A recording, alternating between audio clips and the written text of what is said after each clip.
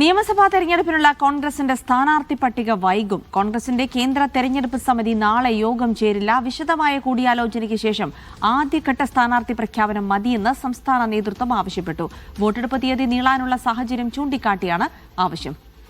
ധനസ് സുമോദ് വിവരങ്ങൾ നൽകും. സുമോദ്, സ്ഥാനാർത്ഥി പട്ടിക ഉടനെ ഉണ്ടാകുമെന്ന് തന്നെയായിരുന്നു പ്രതീക്ഷിച്ചിരുന്നത്. ഇപ്പോൾ സ്ഥാനാർത്ഥി പട്ടിക വൈകാനുള്ള കാരണം എന്താണ്?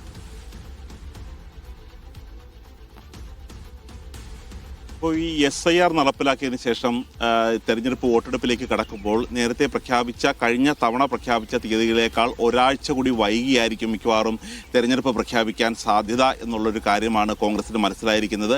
മാത്രമല്ല, സംസ്ഥാന തെരഞ്ഞെടുപ്പ് കമ്മീഷന്റെ പ്രവർത്തനവുമായി ബന്ധപ്പെട്ട് ഇന്നലെ ചർച്ച നടത്തി കഴിഞ്ഞപ്പോഴും അവരും ഈ തരത്തിലുള്ള ഒരു നിർദ്ദേശം തന്നെയാണ് നൽകിയിരിക്കുന്നത്. അതായത് ഇനി ഉദ്യോഗസ്ഥരുടെ ഒരു ചർച്ച വേണം, ഉദ്യോഗസ്ഥരുടെ ഒരു കൂടിക്കാഴ്ചയുണ്ട്. അതിനുശേഷം കേന്ദ്ര തെരഞ്ഞെടുപ്പ് കമ്മീഷൻ തന്നെ ജ്ഞാനേഷ് കുമാർ നേരിട്ട് കേരളത്തിലെത്തി സ്ഥിതിഗതികൾ വിലയിരുത്തും. അതിനുശേഷമായിരിക്കും തെരഞ്ഞെടുപ്പ് പ്രഖ്യാപനം ഉണ്ടാകുക.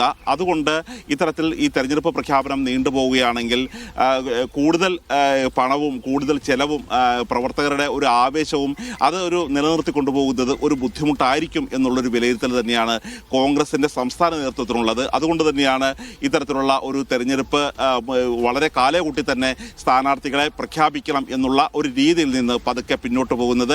22-ാം തീയതി കേന്ദ്ര തെരഞ്ഞെടുപ്പ് സമിതി യോഗം നടക്കുമെന്നാണ് ഏകദേശം ധാരണയായിരിക്കുന്നത്. അത് നാളെ ചേരണ്ട എന്ന് തന്നെയാണ് തീരുമാനിച്ചിരിക്കുന്നത്. രാഹുൽ ഗാന്ധി, മല്ലികാർജ്ജുന ഖാർഗെ എല്ലാവരും ഡൽഹിയിലുള്ള സ്ഥിതിക്ക് കേരളത്തിൻ്റെ കാര്യം കൂടി ചർച്ച ചെയ്യുന്ന കേന്ദ്ര തെരഞ്ഞെടുപ്പ് സമിതി നാളെ ചേരാനിരിക്കുകയായിരുന്നു. ആ സമിതി യോഗമാണ് ഇപ്പോൾ വേണ്ടാന്ന് വെച്ചിരിക്കുന്നത്. അതുകൊണ്ട് തന്നെ ഇതിപ്പോൾ മാർച്ച് ഒരു ആദ്യ വാരമായിരിക്കും തെരഞ്ഞെടുപ്പ് പ്രഖ്യാപനം ഉണ്ടാകുക എന്നുള്ളൊരു ധാരണയാണ് ഇപ്പോൾ കോൺഗ്രസ് നേതൃത്വത്തിനുള്ളത്. അതുകൊണ്ട് തെരഞ്ഞെടുപ്പിന്റെ ഷെഡ്യൂൾ ഒന്ന് അറിഞ്ഞതിന് ശേഷം സ്ഥാനാർത്ഥികളെ പ്രഖ്യാപിച്ചാൽ മതി എന്നുള്ള ഒരു നിർദ്ദേശമാണ് ഹൈക്കമാൻഡിന് മുന്നിൽ കേരള നേതൃത്വം തന്നെ നൽകിയിരിക്കുന്നത്.